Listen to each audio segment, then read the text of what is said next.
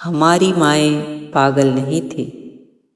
अक्सर आज के दौर में जब हम पुरानी बातों को सुनते हैं तो बड़े आसानी से कह देते हैं पहले के लोग सीधे थे, उन्हें समझ नहीं था।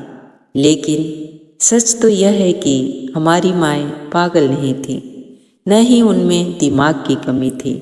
उन्होंने हमसे ज़्यादा जिंदगी की धूप छाँव देखी थी। जब माँ कहती थी कि बेटी ससुराल जाओ तो वहाँ से कोई शिकायत नहीं आनी चाहिए, तो इसका मतलब यह कतई नहीं था कि तुम अत्याचार सहना। उसका मतलब यह था कि जब दो अलग अलग स्वभाव टकराए तो तुरंत पलटकर जवाब देने की बजाय थोड़े धैर्य से काम लेना। रिश्तों की डोर रबर जैसी होती है, अगर दोनों तरफ से बराबर खींची जाएगी तो टूट जाएगी। आज सुनने की क्षमता कम हो गई है और सुनाकर आने की होड़ मच गई है। इसी होड़ में हंसते खेलते घर चिंगारी की भेंट चढ़ रहे हैं।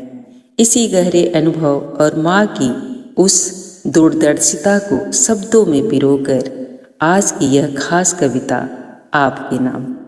माँ की सीख और रिश्तों का ताना बाना। वह पागल नहीं थी जो सहना सिखाती थी, अपनी हर सीख में वो घर को बसाना सिखाती थी। वह जानती थी कि अल्हड़ उम्र में गुस्सा ज़्यादा होता है, परिपक्वता थोड़ी कम और स्वाभिमान का मुखौटा आधा होता है। जब वो कहती थी शिकायत का मौका मत देना, उसका मतलब यह नहीं था कि तुम चुपचाप अत्याचार सहना। वो तो बस रिश्तों के रबर को टूटने से बचाती थी। थोड़ा तुम झुकना, थोड़ा वो झुकेंगे, यही समझाती थी। आज दौर बदल गया है, हर कोई सुनाने को तैयार है। मैं क्यों सुनूं किसी की, बस इसी बात पर तकरार है। बाहर की झूठी हवाएं आग में चिंगारी का काम करती हैं। जो बातें सहने की थी वो अब सरेआम अखबार बनती हैं। 80% घरों में आज भी समझदारी का साया है। बहुओं को बेटी बनाने का हुनर उन्होंने भी कमाया है। बस ज़रूरत है थोड़े सहयोग की, थोड़ी सी नरमी की।